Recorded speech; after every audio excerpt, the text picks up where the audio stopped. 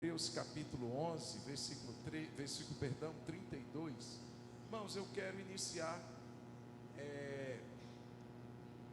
pedindo perdão por um equívoco, porque hoje nós estaríamos falando de Raabe.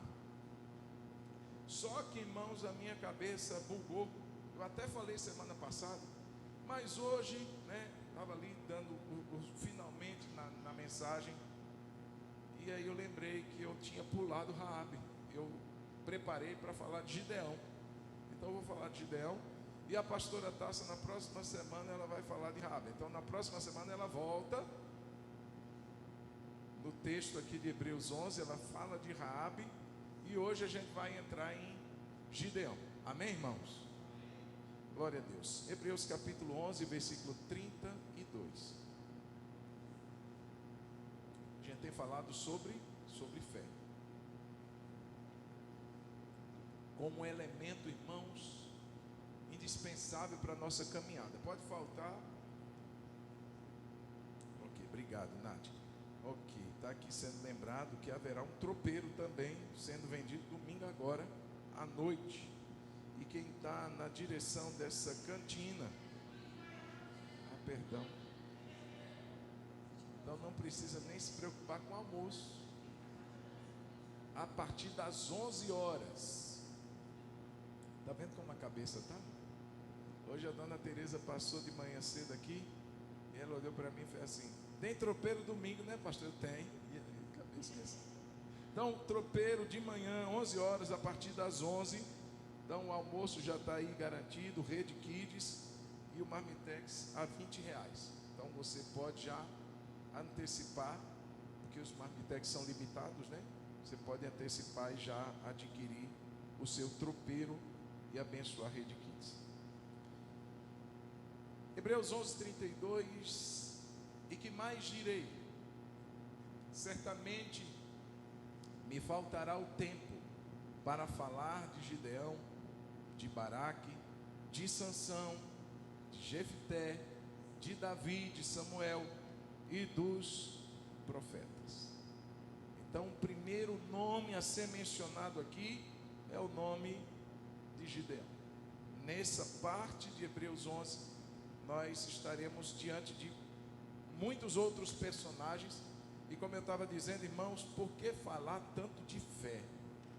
Porque a fé, irmãos, é o elemento que nos liga a Deus. Sem fé é impossível, porque sem fé a gente não se liga a Deus, não se conecta. Veja que tudo que é mostrado no texto de Hebreus 11 são expressões de fé. Se é uma oferta de Abel, ele fez pela fé. Se é uma atitude de sair e acreditar que Deus vai guiar, orientar os passos da sua caminhada, é preciso de fé, como foi Abraão. Então, para a nossa vida com Deus romper, sem fé a gente não consegue. E aqui, irmãos, a pergunta que eu quero fazer é: por que Gideão está aqui? Se você já teve a oportunidade de ler a história de Gideão, logo no início nós vamos perceber que esse homem era um homem aparentemente medroso, um homem que não tinha aquela coragem como, por exemplo, de Sansão, que era doido por uma briga. Se olhasse torto para o Sansão, ele estava disposto a ir ao combate. Mas o Gideão não, era um homem aparentemente tímido. Então a minha pergunta: por que ele está aqui? Por que ele está aqui? E eu vou procurar responder isso no decorrer da mensagem. Mas eu queria que você fechasse os olhos por um instante. Pai, muito obrigado por essa palavra. E a nossa oração, amado Deus, fale conosco, abra os nossos olhos, fale ao nosso coração, e que essa palavra nos traga despertamento, encorajamento para continuarmos andando em fé. É isso que o Senhor espera de nós. Para isso fomos chamados, para herdar a promessa pela fé, vivermos pela fé, e assim, Senhor, saberemos que estamos agradando o Senhor. Muito obrigado por tudo. Assim oramos em nome de Jesus. Então, irmãos, a história de Gideão. Fiz uma pergunta, por que ele está aqui? Espero te responder. Nós vamos ver que esse homem medroso, esse homem tímido, tem algo muito poderoso para nos transmitir hoje. Então a história dele, só para a gente se situar, está inserida num contexto ou num tempo conhecido como dos Juízes. O tempo dos Juízes foi aquele período que vai da morte de Josué, o seguidor de Moisés. E aí um detalhe que eu deixo aqui é a negligência de Josué em formar um líder. Então veja que Moisés teve essa experiência de partir e deixar o Josué. Josué parte e não deixa ninguém. E esse tem sido o problema da liderança, não deixar sucessores. Alguém muito bem já disse que sucesso sem sucessores é fracasso. Então alguém que lidera, Moisés está ali, uma grande obra. Se não fosse Josué deixado como seu sucessor, o que seria daquela obra? E aí Josué parte e vira uma bagunça. Vive então Israel um período caótico, conhecido como o tempo dos juízes, um tempo que dura aproximadamente 300 anos. 14 juízes em média são nominados nesse tempo.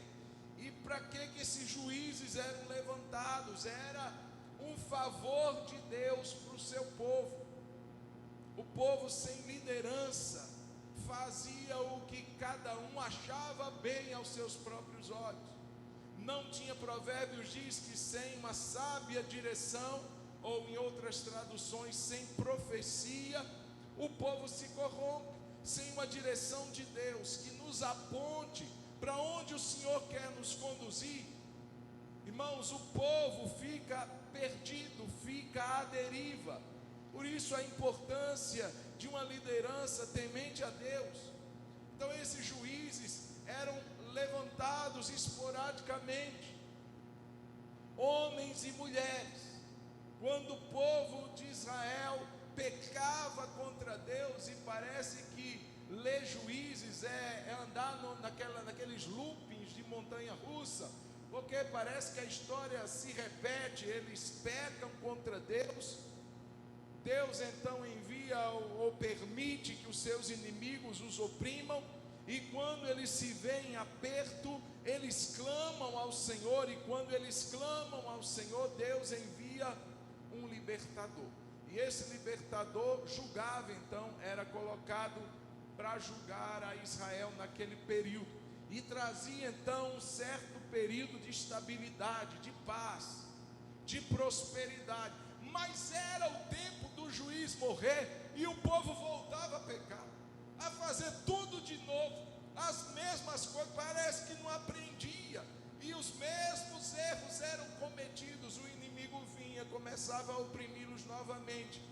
Israel se via em aperto, clamava ao Senhor, e quando clamava, Deus ouvia, levantava um libertador, mais um período de paz. Depois aquele juiz morria, volta o ciclo: pecado, opressão, arrependimento, clamor, libertação, pecado, e esse ciclo dura 300 anos.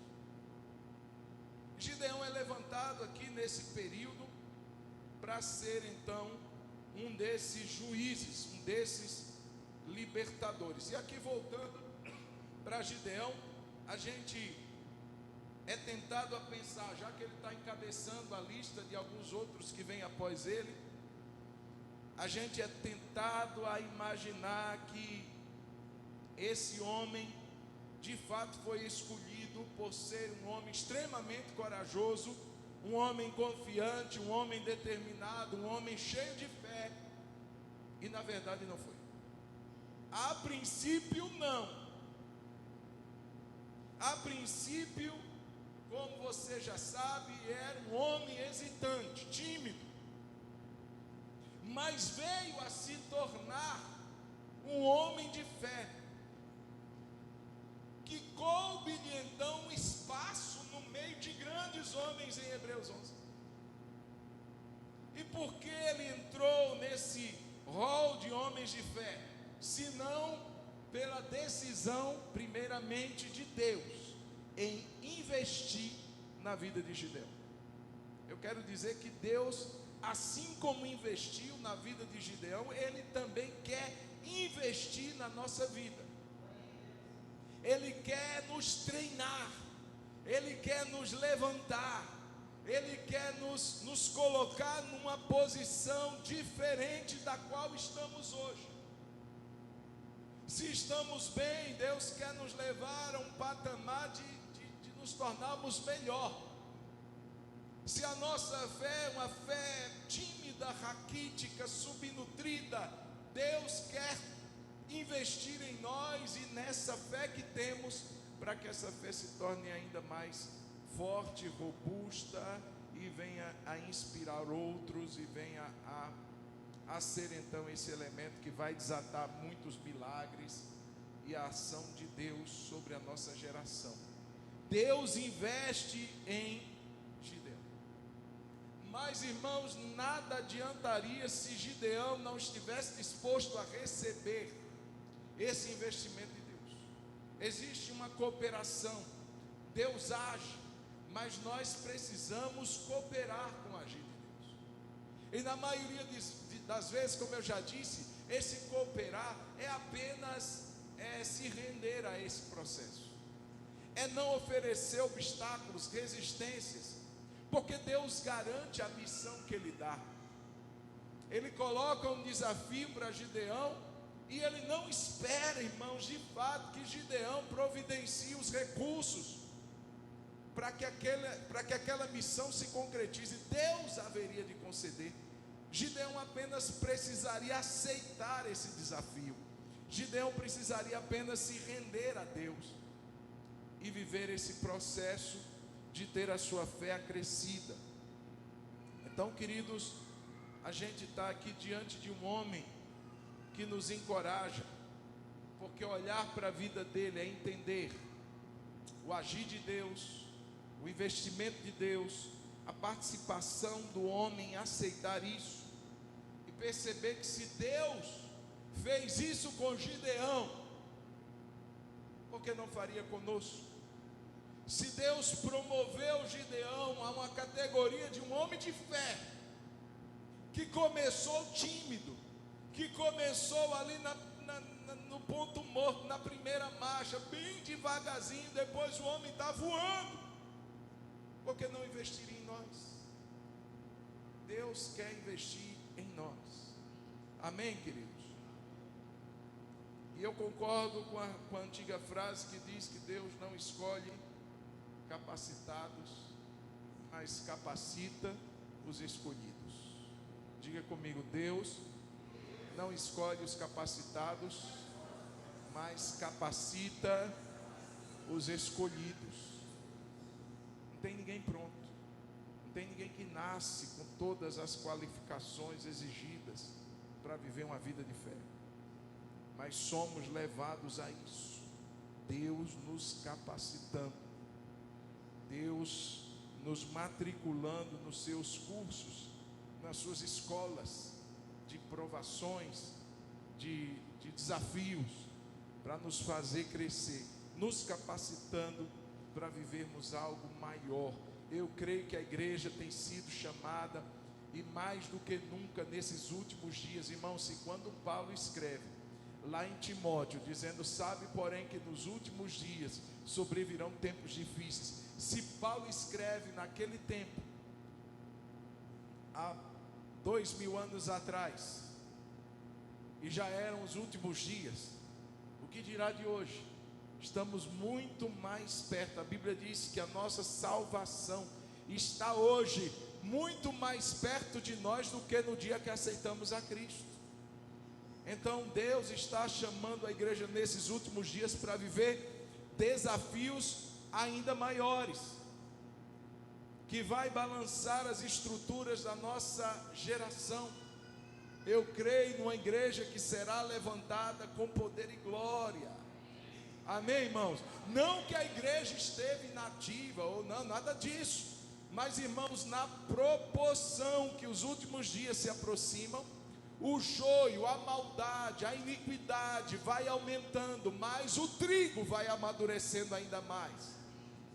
a igreja vai rompendo ainda mais, e o nome do Senhor será cada vez mais glorificado. Amém? Quem crê nisso diz um glória a Deus aí. A história de Gideão, você pode mergulhar nela mais um pouco ao chegar em casa.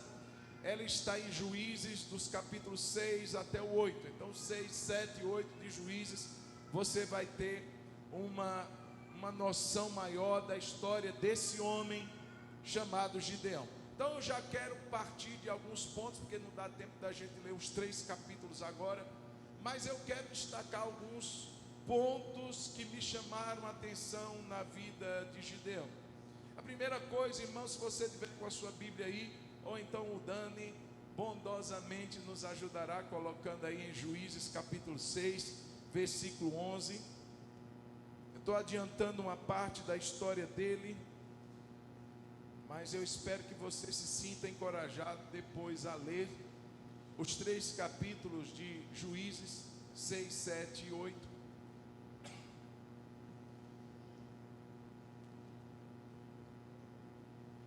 Capítulos 6, 7 e 8 de Juízes são os capítulos que falam então da história de Gideão. Mas a princípio o que eu quero destacar, meus irmãos, é que verso 11 e 12, Deus viu em Gideão, ou Deus viu na vida de Gideão o que nem mesmo Gideão via. Primeira coisa que eu quero destacar aqui é que Deus olhou para Gideão e viu o que Gideão não via nele. Isso é fantástico. Diz o verso 11: o anjo do Senhor veio e sentou-se debaixo do carvalho que está em Ofra, que pertencia a Joás, da família de Abiezer.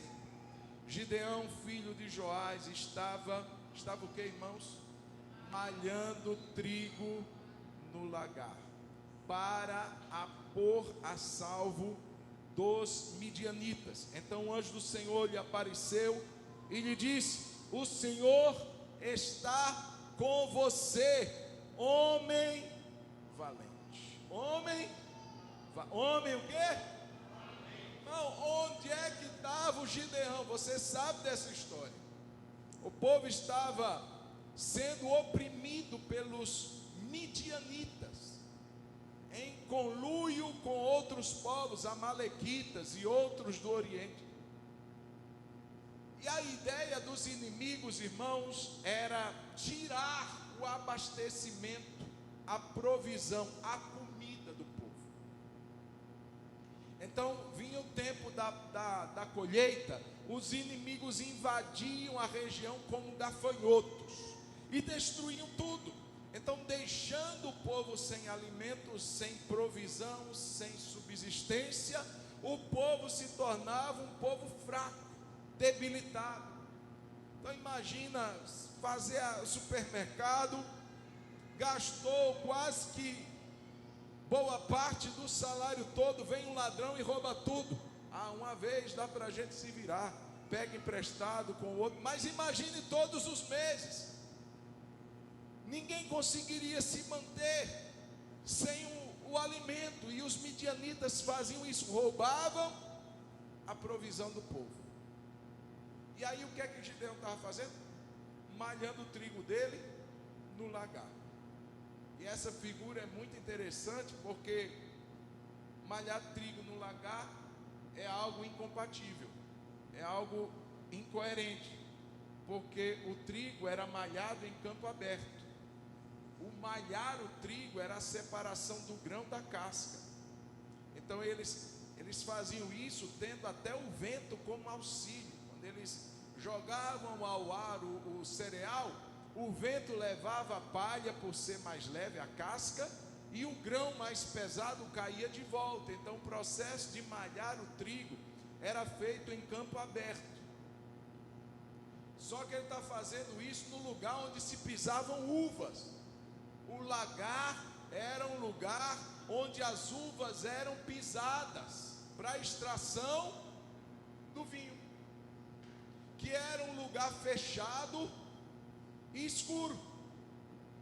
Mas ele está fazendo isso porque ele estava com medo de perder a colheita dele, o trigo dele, a subsistência dele, da sua casa, estava em risco.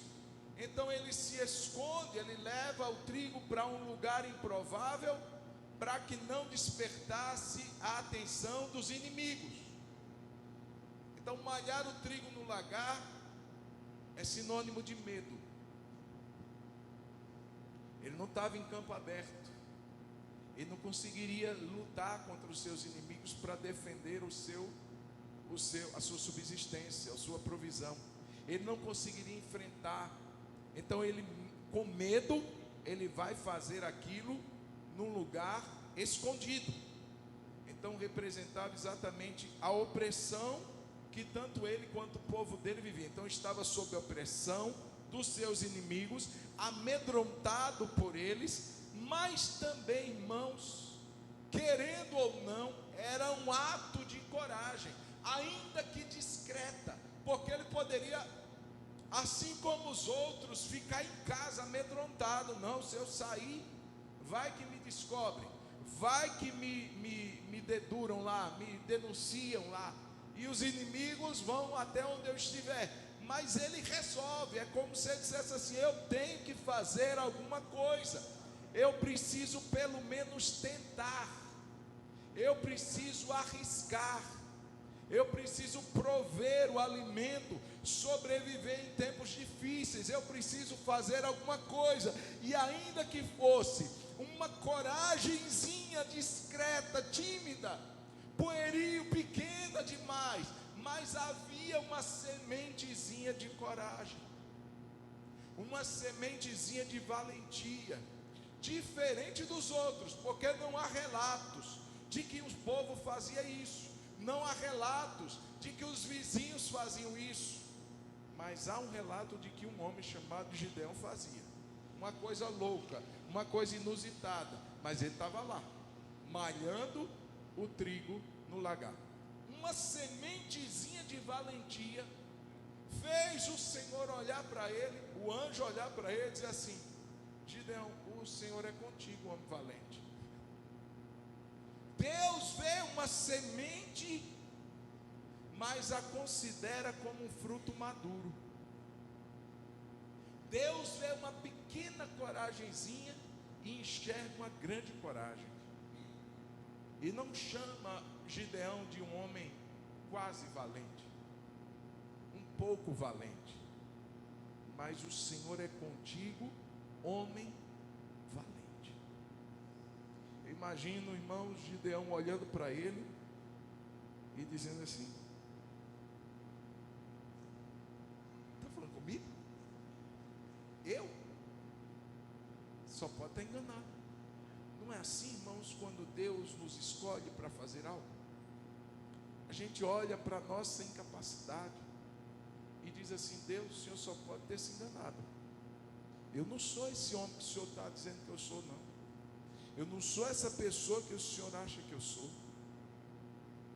Eu não vejo essa valentia na minha vida. Muito bem, isso mesmo. Deus não está olhando, irmãos, olha só. Deus, Ele é o grande eu sou. Ele vive num eterno presente. Para Deus não tem nada que vai acontecer amanhã que Ele não já saiba. Então Deus, Ele olha para nós e diz assim: eu te vi ainda como uma substância informe no ventre da sua mãe. E eu já te amava ali naquele ambiente que você nem nascido era. O salmista diz assim: ainda a palavra não chegou nos meus lábios. E o Senhor já conhece o que eu vou dizer. O Senhor conhece o meu assentar, o meu levantar. De longe sondas o que está no meu coração. Então Deus olha para Gideão e diz assim: você não está vendo nada. Você está olhando para você mesmo e se achando um cara medroso, tímido, acanhado, mas eu olho para você e vejo uma sementezinha de valentia, e é o que eu preciso, é uma pequena semente, irmãos. A fé, ela é considerada como um pequeno grão de mostarda, porque ela não já é plantada como um fruto maduro, porque ela dá a entender, a palavra dá a entender que a fé é algo que se acrescenta, que cresce. que consegue se então desenvolvê-la. É uma semente porque ela está ali disposta a lançar raízes, a se tornar uma planta, quem sabe uma árvore, e frutificar, gerar sombra, gerar fruto. Mas começou tudo por uma semente. A palavra de Deus diz assim: não despreze os dias dos pequenos começos. Ninguém começa grande. Ninguém começa grande. O sapato que você está usando aí, você não usava quando você nasceu. Não cabia, não era nem, não dava, era capaz de te vestir. Mas hoje, à medida que a gente vai crescendo, a gente vai experimentando coisas apropriadas ao momento que a gente está. Então o que Deus está dizendo aqui é que Ele via em Gideão exatamente isso. Você não vê, mas eu estou vendo você amanhã. Um fruto desenvolvido de coragem, o fruto desenvolvido de fé. Irmãos, eu lembro que assim que eu converti, a minha liderança me deu uma missão no dia de missões da nossa igreja. Nós estaríamos nos dividindo em grupos na igreja e orando pelos missionários, orando pelos países. E eu lembro que aí foi um movimento que levou muita gente a participar naquela tarde de sábado. E eu fui, irmãos, eu devia ter uns 3 meses, nem batizado eu era. E eu lembro que a minha liderança, meus pastores disseram assim: você vai dirigir um grupo de oração. Irmão, eu tremia, eu suava frio, gelado, e eu digo: Deus, eu não sei nem falar direito, como é que eu vou orar? E tinha irmãos muito mais velhos que eu. Irmãos, eu sei que foi um desafio tão grande, foi orar naquela tarde. Eu tremia, e eu lembro que eu disse assim: eu vou fechar os olhos e vou orar. E eu lembro, irmãos, que eu travei aqui na mão de quem estava do meu lado, formamos um grande círculo, eram vários grupos, e eu travei nas mãos de quem estava à minha direita, à minha esquerda, fechei os olhos e desatei a orar. Eu disse: não vou olhar para ninguém, porque se eu olhar para alguém, eu vou esmorecer, eu vou temer, eu não vou mais querer orar, eu vou ficar mais acanhado do que eu já estou. Irmãos, são desafios que começam assim pequenos. Eu disse: o que é que esses pastores doidos viram em mim para poder dizer para mim: ora, você vai liderar a oração com esse grupo? Só podia ser muito doido ou ter a mesma visão que Deus tinha de Gideão, olhar para um homem ali no canto medroso e dizer assim: você é um homem valente. Então Deus vê em nós o que nem nós vemos. Diga amém. Eu lembro quando os 10 espias vão olhar a terra, e é interessante porque o conceito que eles tinham deles mesmos era muito pequeno. Olha a sua Bíblia aí, Números 13, 33. O conceito que eles tinham era assim muito diminuto. Quando eles voltam para relatar o que eles tinham visto lá em Canaã, eles disseram assim: também vimos ali os gigantes, os filhos de Enaque, que são descendentes dos gigantes. E eles vão dizer assim: e éramos aos nossos próprios olhos como gafanhotos, e assim também éramos aos olhos deles. Olha como eles se viam. Nós não temos como lutar contra eles, eles são grandes, mas nós somos como gafanhotos pequenos e inofensivos, não aparentamos nenhuma ameaça para eles. Irmãos, isso fez todo o povo desanimar, porque essa era a visão que eles tinham deles mesmos, não era a visão que Deus tinha. Deus tinha uma outra visão, tanto é que os manda entrar na terra e diz assim: vamos lá, vão guerrear, vocês vão tomar posse da terra. Eles são gigantes, mas em outras palavras, eu sou maior do que todos eles. Então vamos entrar nessa terra, vamos tomar posse dela. Mas como é que eles voltam? Ah, não dá certo não, nós somos assim como gafanhotos, nós somos pequenos aos olhos desses homens gigantes. Irmãos, nós não podemos fitar os nossos olhos nos nossos inimigos, nas nossas adversidades, porque de fato eles são maiores e mais amedrontadores do que nós imaginamos. Nós devemos fitar os olhos naquele que é maior do que as nossas adversidades. Eleva os meus olhos para os montes, e é lá que vem o meu socorro, porque o meu Deus, Ele nem a terra consegue ser suporte para os seus pés. A terra, segundo a palavra, é como um tapete, é o estrado dos pés, onde o Senhor apoia os seus pés. Que Deus grande é esse que nós servimos. Então, queridos, nós precisamos olhar como Deus olha. Deus olha para Saulo e diz para Ananias: vai até ele, porque ele é para mim um vaso escolhido. Talvez para vocês não, mas para mim, na minha visão, Saulo é um vaso escolhido. É como Deus nos olha que faz a diferença. E como Deus nos vê, isso mostra o propósito que Ele tem para nós. Você é homem valente, não é para você bater no peito e dizer assim: eu sou o cara.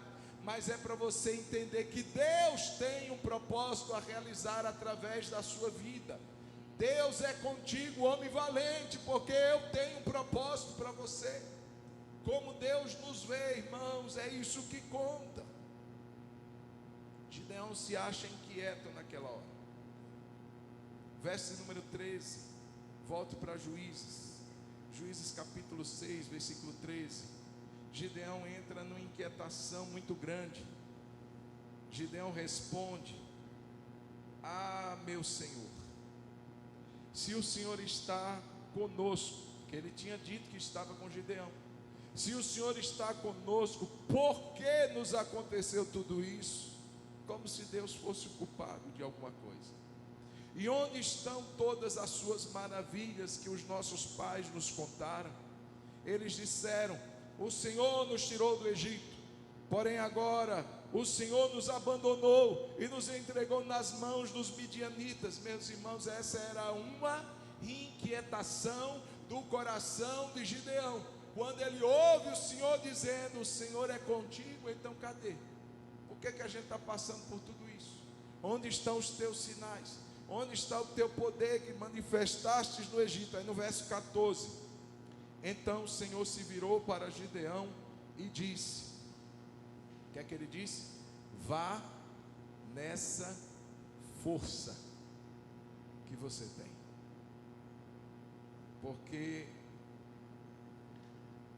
vá nessa força que você tem e livre Israel das mãos dos midianitas. Irmãos, eu achei essa, não é verdade que eu estou enviando você? Eu acho essa parte fantástica, porque era a inquietação que pairava no coração do Gideão. Eu imagino lá ele malhando trigo e pensando assim: Deus está nem aí para nós. Olha a situação que eu estou. Olha onde é que eu estou malhando trigo. Olha a que ponto chegamos. Olha que opressão meu povo está vivendo. Aí de repente Deus aparece. Fala, Gideão, Deus é contigo, homem valente. Diz assim: se o Senhor é comigo, então cadê os sinais? Cadê a libertação? Pois é, Gideão, é exatamente isso que eu estou tentando te mostrar. A inquietação do teu coração é o combustível para o teu chamado. Irmãos, é importante a gente entender. Muitas vezes a gente está esperando que Deus traga uma mensagem do céu e diga assim: meu propósito, meu chamado para a sua vida, meu irmão, meu filho, minha filha, é este. E às vezes Deus está falando conosco de uma outra maneira. Às vezes Deus está falando com a gente, com a inquietação que está lá no nosso coração. Quem sabe é quando a gente passa por algum lugar e a gente vê uma situação que aflige o nosso coração. Talvez é quando a gente olha para dentro da nossa casa e vê pessoas desviadas e o nosso coração fica entristecido. Talvez quando a gente passa e vê pessoas dormindo na rua. Talvez quando a gente entra na igreja e vê pessoas meio que distantes e o nosso coração se inquieta, saiba que aquilo que está inquietando o nosso coração, preste atenção, é um forte indício do chamado que Deus tem para nós. Deus não colocaria uma inquietação no coração de alguém se não fosse para aquela pessoa não fazer nada. Não, eu só estou deixando seu coração inquieto, mas eu não quero te usar não.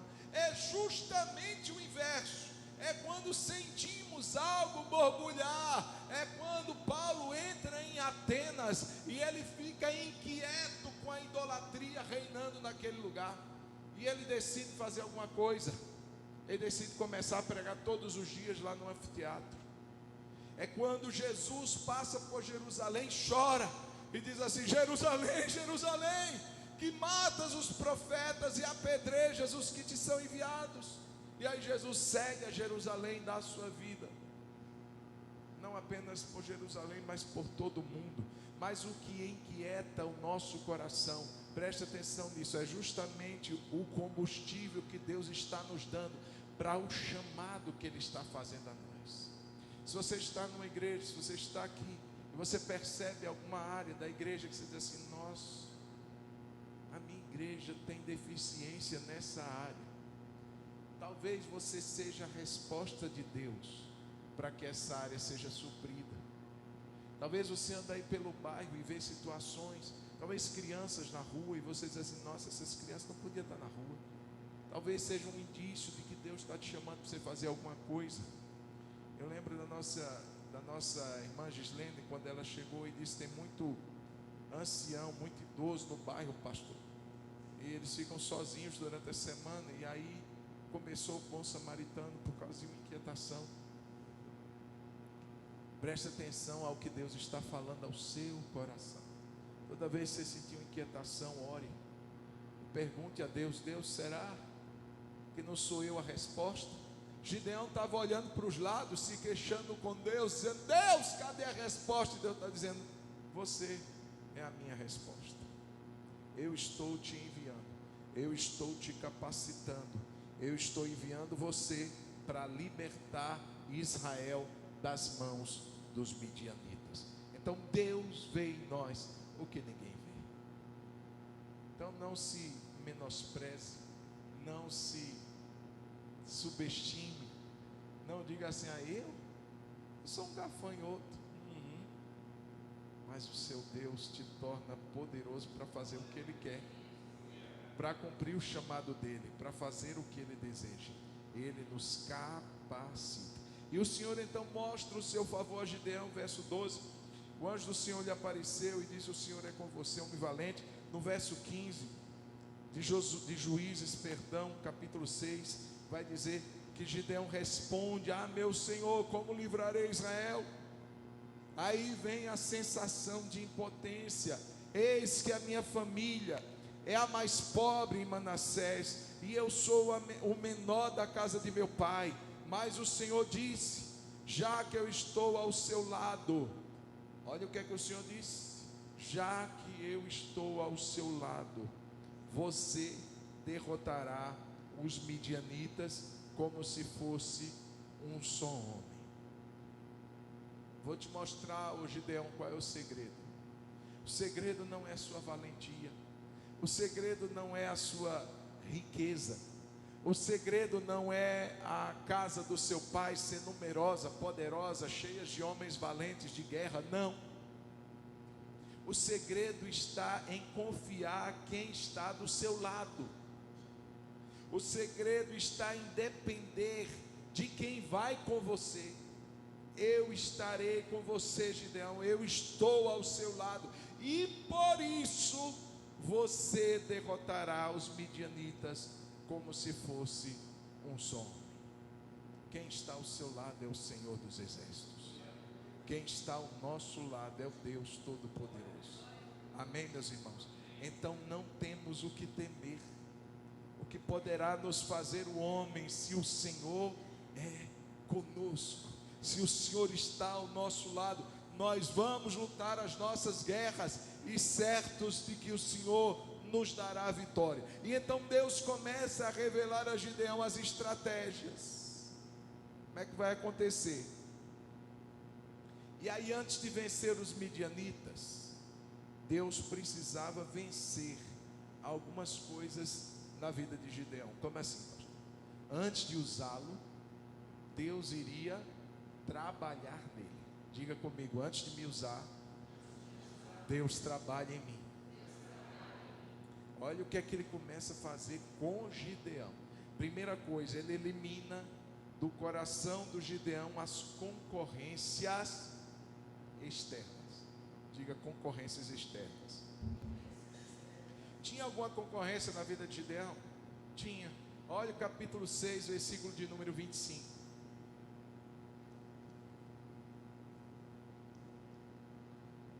Leia comigo. Naquela mesma noite o Senhor disse a Gideão: leve o touro que pertence ao seu pai, a saber, o segundo touro de 7 anos, e derrube o quê? O altar de Baal, que é do seu pai, e corte o poste da deusa Aserá, que está junto ao altar. No alto deste lugar fortificado, faça para o Senhor seu Deus um altar em camadas de pedra. Depois pegue o segundo touro e ofereça-o em holocausto com a lenha do poste da deusa Aserá, que você irá cortar. Bom, presta atenção. A casa de Gideão era uma casa idólatra. O pai de Gideão construiu um altar a Baal. Veja, existia-se de uma forma muito forte na antiguidade os clãs, os chefes tribais que determinavam o ritmo de cada tribo, ritmo de cada casa. Então o pai de Gideão ditava o ritmo da sua casa. E qual era o ritmo da casa do pai de Gideão? Um ritmo de idolatria. Ele constrói um altar a Baal, e é de imaginar que, embora o texto não nos dê detalhes, mas que Gideão estava conformado, no mínimo conformado, com aquele altar a Baal, aquele poste ídolo da deusa Aserá. Embora tendo um conhecimento de Deus, mas o coração do povo da época estava dividido. Era uma religião sincrética. Eles adoravam a Deus, mas adoravam Baal também. Por isso que vinha as opressões dos inimigos, que o povo se desviava adorando ídolos. E a casa de Gideão, pai de Gideão, tinha um altar a Baal. E aí, irmãos, Deus diz assim: Gideão, você vai tirar os concorrentes, rapaz, porque a vitória que eu vou te dar, quem vai receber a glória sou eu não dividirei a minha glória. Já imaginando Gideão tendo vitória sobre os midianitas, na hora de pousar para a foto, o papai dele do lado dele, dizendo assim: é meu filho aqui, eu sou um adorador de Baal, o crédito eu darei a Baal, o crédito eu darei a Deus Aserá. Embora Gideão soubesse que não, mas ele precisava eliminar a concorrência, porque Deus não dividiria a sua glória com nenhum outro. Tira os ídolos do seu coração, tira os deuses que foram ali colocados, tira as concorrências. O que é que está concorrendo com Deus? O que é que está substituindo Deus na nossa vida? Ou se não substituindo, mas lado a lado com Ele. Porque esse é o problema do sincretismo, é que não tira Deus de todo, mas ele coloca Deus como mais um item, e outros do lado de Deus. Está Deus Todo-Poderoso de Israel, mas do lado de lá está Baal. E está tudo bem, vamos conviver aí com todo mundo junto nessa salada religiosa. Não!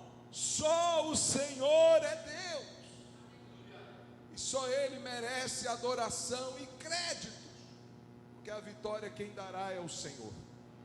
Irmãos, o fato é que Gideão derruba. Isso dá um problema. Os homens da cidade vieram lá.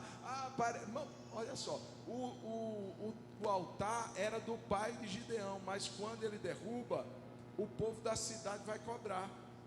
Por que fez isso? É como se aquele altar fosse um altar daquela região, ainda que fosse do pai de Gideão, mas ele representava um outro nicho, um povo ainda maior da região que se revolta. Não pode fazer isso não. E aí o pai de Gideão disse assim: vocês querem defender Baal? Deixa, se ele é Deus, ele vai se defender. Por isso que colocaram o nome de Gideão de Jerubaal, que Baal se defenda. E aí, irmãos, o Gideão elimina a concorrência. Fico pensando, irmãos, quantas concorrências tem no nosso coração. Quantas coisas concorrem com Deus, colocadas lado a lado com Ele. Precisamos identificá-las e derrubá-las, porque nada pode concorrer com Deus na nossa vida. É buscar em primeiro lugar. Deus precisa estar no pódio, em primeiro lugar na nossa vida, e não ter ninguém que fique do lado dele. Irmãos, quem ganha o prêmio sobe no pódio. O pódio não se divide com nenhum outro. Ou é primeiro ou é segundo. Não dá para ter dois em primeiro lugar. Deus precisa ser o primeiro lugar na nossa vida. E aí, eliminado a concorrência externa, Deus vai ali também eliminar a concorrência interna do coração de Gideão. Quando ele desafia Gideão, capítulo 7, versículo 1, vai lutar. E aí Gideão manda mensagens, arregimentando os soldados, os guerreiros, e aparecem ali 32 mil homens. Irmãos, presta atenção. Tem 32 mil homens, meu exército está poderoso, eu vou conseguir. Não vai ser Baal quem vai me dar vitória, mas olha o tamanho do meu exército. Olha como o meu exército é grande. Olha como o meu exército é numeroso. A gente não vai perder essa batalha. Aí Deus diz assim: tem concorrência dentro de você, Gideão. O seu braço, a sua força.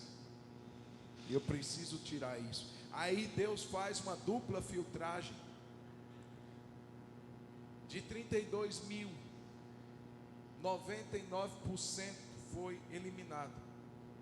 Olha o que o texto diz: Jerubaal, isto é, Gideão, se levantou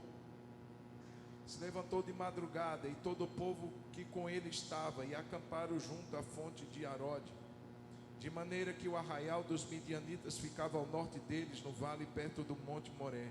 O Senhor disse a Gideão: é demais o povo que está com você para eu entregar os midianitas nas suas mãos.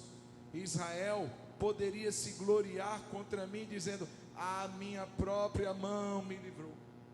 Então ele disse assim: eu não vou dividir a glória nem com deuses e nem com vocês. Irmãos, e o fato que acontece aqui é que essa dupla filtragem fez com que um exército de 32 mil se reduzisse a 300 homens.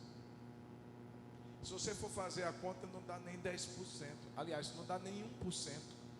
1% de 32 mil daria pelo menos 320 homens, não é isso? 1%, 320, só tinha 300, então dava menos de 1%. Deus disse assim: eu não estou preocupado com essa multidão não. Se vocês ganharem, vocês vão dizer que foram vocês. E não foi. Quem vai ganhar essa guerra, quem vai lutar essa guerra, quem vai vencer essa guerra, sou eu. Então, Gideão, vamos passar por uma filtragem aí. Na primeira filtragem, vai embora. Quem está com medo, quem está receoso de ir para a guerra, pode voltar para casa. Só nessa pequena palavra, 20 mil foram embora. Ficaram 12 mil. Dos 12 mil, Deus disse assim: ainda está muito. Vamos fazer algo diferente. Leva tudo para beber água. Quem beber água igual um cachorro, com a língua, pode mandar embora. Desses 12 ficaram 300 e Deus disse: está jóia agora pode ser, agora vocês vão receber a vitória que eu vou dar. Irmãos, e aí acontece algo tremendo, os cântaros, as tochas, as trombetas, 300 homens que não puxaram da espada, não precisaram ir ao combate, apenas com aquela atitude de obediência a Deus, de fidelidade ao líder, pelo Senhor e por Gideão, aquele exército de midianitas que cobriu o vale, que enchia o vale, começou a se matarem, começou espada contra espada deles mesmos. O arraial entra em confusão, de maneira que os 300 só ficaram ali assistindo. Depois perseguiram o restante que sobrou, mas a vitória quem deu foi Deus, e não foi pela força do homem. Irmãos, é interessante porque Deus dá vitória com 300 homens. Não é o tamanho do exército, não é o tamanho da igreja, não é o que ela tem na conta bancária, não é a nossa sabedoria, não é a força do nosso braço.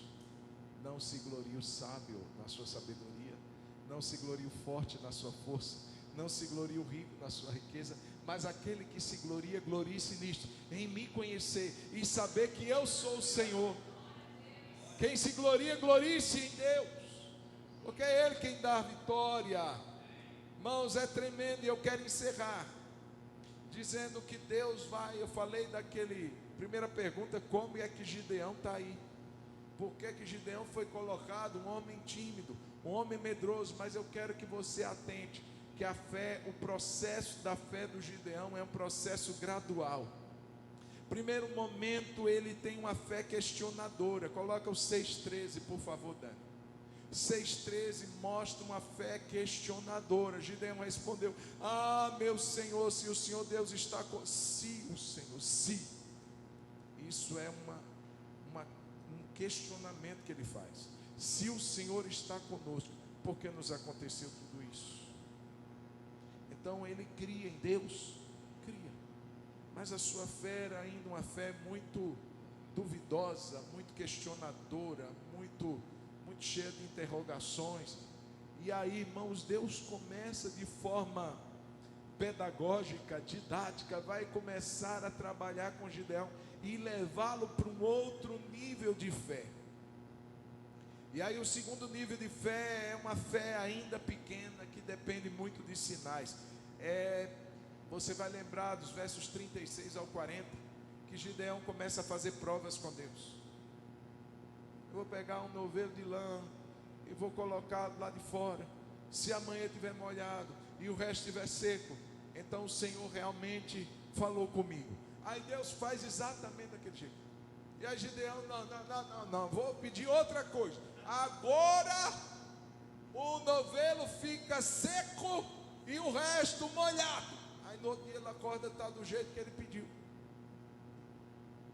Irmãos, eu entendo que Deus respeita os processos que a gente tem. Ele sabe que a nossa fé ainda não chegou lá. Então Ele permite algumas situações. Irmãos, teve um momento da minha vida que eu já fiz aquela oração assim: Deus, fala comigo na Tua palavra.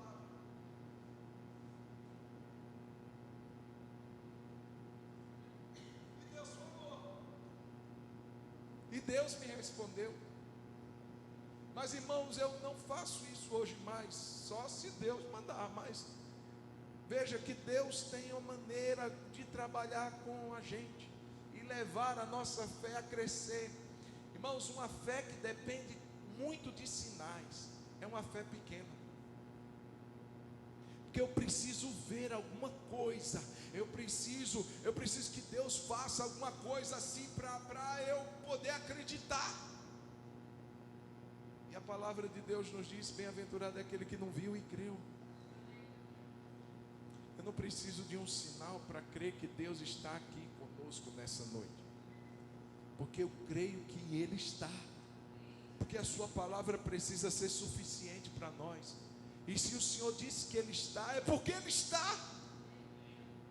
Eu não preciso dizer, Deus, que venha um trovão e queime essa fiação e fique tudo escuro, então eu vou acreditar que o Senhor... Não, irmão, eu creio porque a sua palavra é a verdade, e ela me garante que quando eu estou com mais de um ou dois irmãos reunidos no nome dEle, Ele estará presente. Eu creio nisso. Mas Deus respeita. E algumas vezes que eu precisei fazer isso, Deus fala comigo e eu botei o dedo. Falou, Deus falou. E foi decisivo, foi uma direção específica que eu tive. Mas a fé de Gideão ainda vai crescer, e a fé dele se expande quando ele aceita o desafio. Agora, Deus, o Senhor me deixou com 300 homens. Eu tinha 32.000. Agora o Senhor me deixou com 300. Se a fé dele não tivesse em expansão, ele não teria ido. Ele teria dito assim: vou não. Agora que nós vamos perder. Olha ali o tanto de inimigos que nos cercam. Se ainda tivesse com aquele grande exército, eu iria, mas com 300 eu não vou. Mas Gideão vai. Gideão aceita o desafio, luta com poucos, porque ele crê que o Senhor daria vitória. Veja como a fé dele já cresce, como a fé dele já avança. E por fim, 7,15, Dani, por favor. A fé dele amadurece. Olha esse texto. Quando Gideão ouviu o relato desse sonho, porque Deus deu ainda mais um sinal para ele. Para você não ficar com medo, Gideão, eu vou dar um outro sinal para você. Gideão desce ao acampamento inimigo e ele ouve os inimigos contando o sonho. Um pão, um cereal rolando, destruindo tendas. E aí o cara interpretou assim: é Gideão que está vindo e ele está falando de mim. E ele fica empoderado, ele fica valente naquela hora. Irmãos, e diz aqui que Gideão ouviu o relato desse sonho e o seu significado e adorou a Deus. O que eu entendo isso, irmãos? A vitória já tinha sido dada? Sim ou não? Não. De fato não, a guerra nem tinha acontecido ainda. Mas ele acredita a tal ponto de adorar sem ainda a vitória ter chegado. E esse é o segredo da fé amadurecida. É quando a gente já pode agradecer sem ter nada na mão. É quando a gente já pode dizer: louvado seja Deus, quando as coisas ainda estão do mesmo jeito. E a gente adora a Deus não pelo que aconteceu, mas pela fé nele, no que irá acontecer. Deus vai prover? Vai. Então muito obrigado, Senhor. Tá, alguma coisa mudou? Não, está tudo igual, mas eu já posso adorar o Senhor. A minha fé está crescendo, a minha fé está amadurecendo. Então, irmãos, veja um homem que começa de forma assim tão pequena e se torna um gigante, porque decidiu acreditar, aceitar o processo que Deus traria sobre a vida dele, e veio a se tornar um homem de fé, a ponto de estar na galeria dos heróis de Hebreus capítulo 11. Deixa eu dizer uma coisa: Deus não vai deixar de investir em você. Deus não vai deixar de levar a gente a viver um nível de fé maior do que a gente está hoje. Amém? Irmãos, eu não quero daqui a um ano perceber que a minha fé está exatamente igual a hoje. Ela precisa ter crescido, ela precisa ter amadurecido. Nós precisamos avançar. Fique de pé, vamos orar em nome de Jesus. Eu peço mais 5 minutos a você. Chamo os diáconos e diaconisas aqui à frente rapidinho. Nós vamos orar e assim que orarmos, nós vamos encerrar. Você vai vir à frente, receber a oração. E assim que você receber essa oração, você já pode voltar para sua casa abençoado. Mas antes eu queria que você fechasse os seus olhos. a gente orar ao Senhor nesse momento. Deus quer fazer a nossa fé crescer. Deus, Ele olha para nós e a gente olha também e diz assim: Deus, eu tenho alguma coisa errada. O Senhor está vendo uma coisa totalmente diferente da que eu estou vendo. É assim mesmo. Se o Senhor está te confiando um propósito grande, ei, não fica amedrontado dizendo assim: Deus, o Senhor errou de endereço. Deus não errou o endereço. É porque você não está vendo amanhã, mas Deus está. Você vê agora, você vê hoje. Você olha para vocês assim: não pode ser. Deus está dizendo: pode.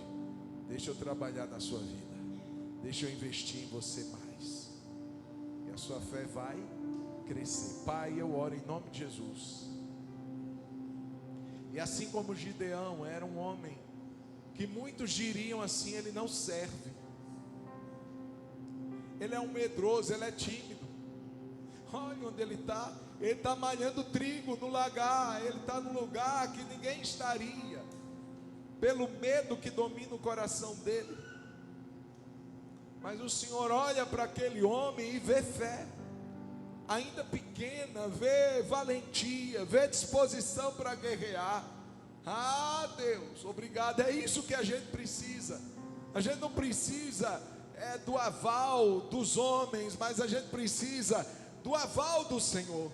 É quando o Senhor diz assim: eu vou usar você, mas primeiro deixa eu trabalhar no seu coração, primeiro deixa eu trabalhar na sua vida, deixa eu arrancar os ídolos, deixa eu arrancar as suas muletas, deixa eu arrancar o que você se apoia. Se você se apoia na sua força, deixa eu arrancar isso. Se você se apoia, quem sabe, em um ídolo que você levantou, deixa eu arrancar isso em você. Deixa eu trabalhar em você primeiro, porque eu vou te usar para você ser alguém que vai abençoar outros. Essa inquietação do seu coração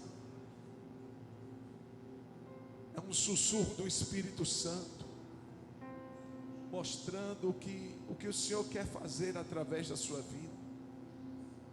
Deus, nessa noite, em nome de Jesus, que a nossa fé, assim como a de Gideão, ela se torne mais robusta, ela se torne mais firme. Deus, leva-nos daquele estágio inicial de fé para um estágio mais avançado. Deus, leva-nos a galgar esses níveis de maturidade na nossa fé, porque nós cremos que o Senhor tem grandes coisas a realizar, grandes coisas a fazer, não apenas em nós, mas através de nós, para que a glória, o louvor, a honra sejam dadas ao Senhor. Obrigado, porque somos vasos, somos apenas instrumentos, e nós nos dispomos ao Senhor. Usa-nos para a glória do teu nome. Assim oramos no nome de Jesus. Amém. Diga comigo: Deus, eis-me aqui. Tu sabes em que nível está a minha fé. Faz ela crescer, Senhor. Faz a minha fé crescer.